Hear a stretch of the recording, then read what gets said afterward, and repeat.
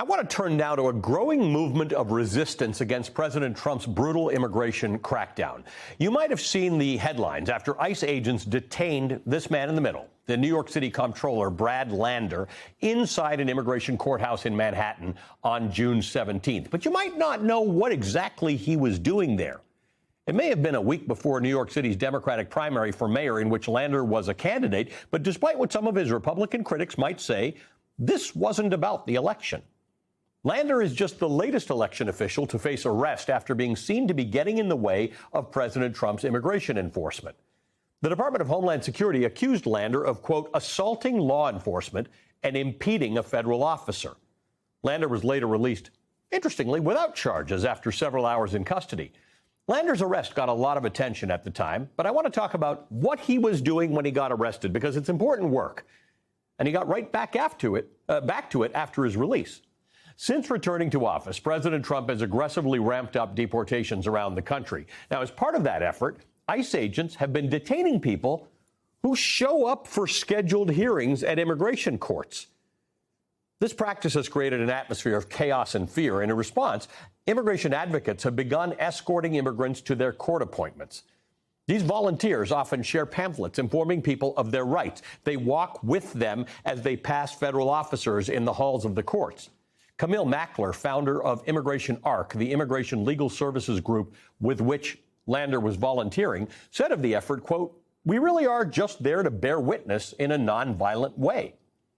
And volunteers are bearing witness all across the country. You can too, by the way. In San Diego, a group of Catholic religious leaders recently visited an immigration court there. One of them was Bishop Michael Pham, who came to the U.S. as a refugee from Vietnam. He described a government lawyer who approached him to acknowledge his moral qualms, saying the lawyer, quote, feels conflicted with the situation. He knows his morals and his values.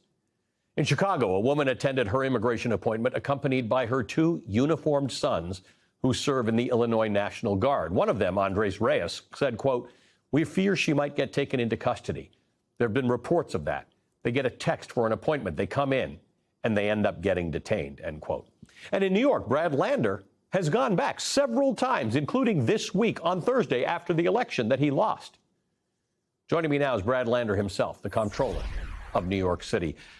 Good to see you, sir. Thank you for being with us this morning. Thank you. Tell us about what you and the other volunteers go to court to do. And to be clear, this is not new for you. This is not something you developed during your mayoral campaign. You've been doing this for a while. Yeah.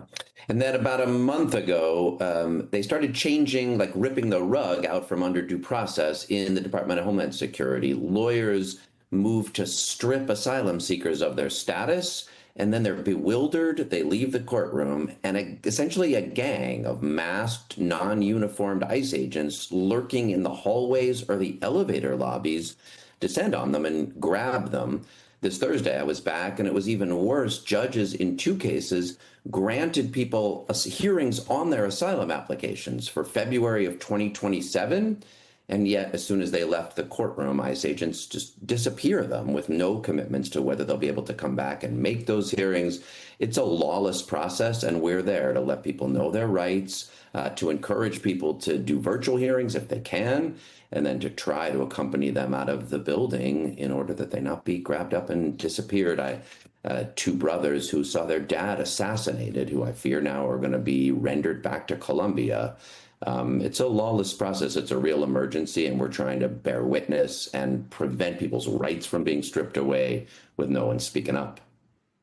So like the members of Congress who have been detained, you are officials or members of the Catholic Church. These are officials. These are people who have some authority, some strength in society, standing up for the weakest among us, without regard to whether those people are citizens or not. You are standing up for people who could benefit from the protection of having Brad Lander walk with them out of the court. But really, this is a power that any of us have, right? All of us citizens have. We can take up this mantle. My viewers can figure out a way to get involved with Immigration ARC and organizations like it, go to court and stand with these people.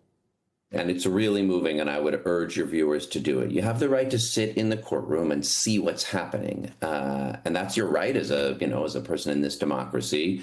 And if you do, and you go see what's happening, I'm afraid it might break your heart, because you'll see stories of families who have fled violence and now who are here doing everything right. You know, they checked in at the border, they got a hearing date, they showed up for their hearing. But yes, what you can do is, get a little information from one of these groups like Immigration Arc, and then you can let people know their rights. If you happen to speak Spanish or one of the languages they speak, you can help them understand what's going on. Most don't have lawyers. You bear witness. You can, talk to ICE agents in the way, or lawyers in the way that Bishop Pham did.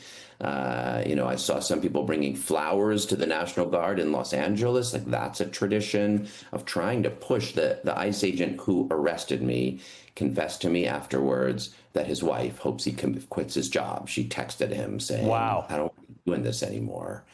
So this is interesting, because you're just bringing up something that I'm curious about, and that is the power of bearing witness. Sometimes it's just so that we reporters can say what actually happened. But you're mentioning something else, which Bishop Pham also said about one of the government's attorneys.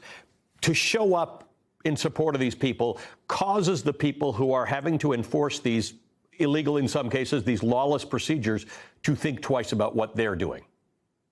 Yeah, I mean, the nonviolent tradition is such a powerful one, and we really need to build it out more right now. I mean, on the one hand, we've got to object to the erosion of due process and democracy. At the same time, we have to find ways that don't escalate conflict. Obviously, that's part of what Trump is trying to do. Bondi says they want to liberate cities from their democratically elected officials. They'd love an excuse to send in the National Guard. But lo and behold, we have this nonviolent witness-bearing tradition that lets you try to communicate what is morally reprehensible about what's happening. Sometimes you can open up doubts in people who are in the system but know it's wrong. Sometimes you call attention to things that people aren't seeing, as my arrest did. Sometimes you're able to help a family and get them connected to a lawyer. A few times when I've been able to walk families out of the building, they're just so grateful. There are many, it's what's helping me feel like I'm doing something useful, the most of since Trump was elected for me. I want to talk about something else that you're doing that was useful. You ran in this mayoral primary in New York. We have some scourges in our society, including anti-Semitism and Islamophobia. You and Zoran Mamdani took these things on head on. As a Jew and a Muslim, you took it on and you said, we are not going to let people take advantage of us. We are not going to let our differences in views become a wedge that people can use. I want you to talk to me about this a little bit, because that was an important statement at a fraught time. Yeah, I mean, unfortunately, it's a tried and true practice in cynical electoral politics to people weaponize people's fears, to look for scapegoats and divide people against each other. And especially since October 7th, obviously, the tensions, the divisions, the challenges that are in the Middle East have been weaponized here.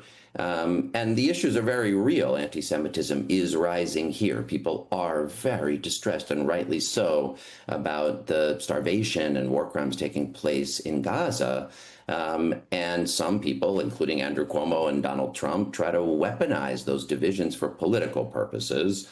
And Zoran Mamdani and I don't agree on every single thing, but we agree that we were not going to allow that to happen. Mm-hmm. There's a way of keeping all New Yorkers safe, Jewish New Yorkers and Muslim New Yorkers and everybody else who mostly want an affordable house in a neighborhood that they feel safe in, with a great school for their kids.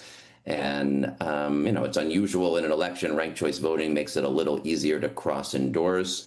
But I was proud of the way that we were able to say, let's not let Muslims and Jews be divided against each other.